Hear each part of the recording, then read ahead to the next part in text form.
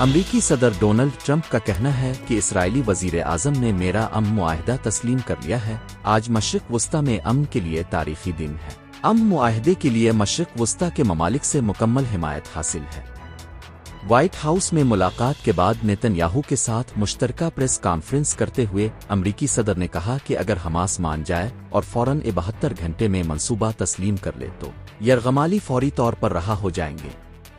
انہوں نے کہا کہ ایران سے متعلق بھی نیتن یاہو کے ساتھ معاہدہ کیا گیا۔ امن معاہدہ تسلیم کرنے پر اسرائیلی وزیر اعظم کا شکر گزار ہوں۔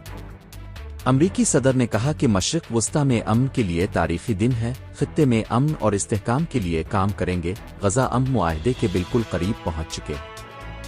ڈونلڈ ٹرمپ نے کہا کہ امن معاہدے کے لیے مشرق وسطی کے ممالک سے مکمل حمایت حاصل ہے۔ یورپی سربراہ حیران تھے، پوچھ رہے تھے کیا واقعی ایسا ہو رہا ہے؟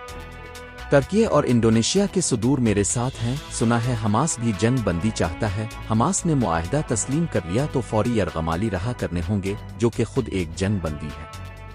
انہوں نے کہا کہ مجھے لگتا ہے حماس کی طرف سے ہمیں مثبت جواب ملے گا۔ اگر حماس مان جائے اور فوری 72 گھنٹے میں منصوبہ تسلیم کر لے تو یرغمالی فوری طور پر رہا ہو جائیں گے۔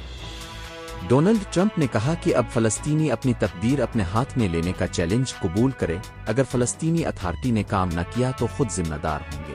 امن معاہدے کے لیے مشرق وسطی کے ممالک سے مکمل حمایت حاصل ہے۔ امریکی صدر نے مزید کہا کہ پاکستان کے وزیر اعظم اور فیلڈ مارشل پاکستان نے بھی معاہدے کی 100% حمایت کی ہے۔ عرب اور مسلم ملکوں کا بھی شکریہ جنہوں نے تجاویز پر کام کیا۔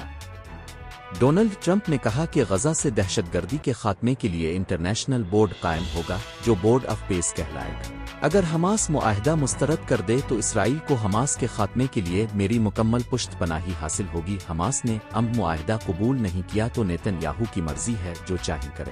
انہوں نے مزید کہا کہ امیر قطر غیر معمولی شخصیت کے مالک ہیں۔ عرب اور مسلم ممالک غزہ کو ہتھیاروں سے پاک کرنے کے لیے پرعزم ہیں۔ اسرائیل اپنے یرغمالیوں کی فوری واپسی چاہتا ہے۔ حماس سے مسلم ممالک بات کریں گے۔ ٹونی بلیر امن منصوبے کا حصہ ہوں گے۔ ٹونی بلیر کے علاوہ دیگر نام آنے والے دنوں میں سامنے آئیں گے۔ عرب اور مسلم ممالک کے رہنماؤں کی حمایت حاصل ہے۔ فلسطین میں نئی حکومت فلسطینیوں اور دنیا بھر کے ماہرین پر مشتمل ہوگی۔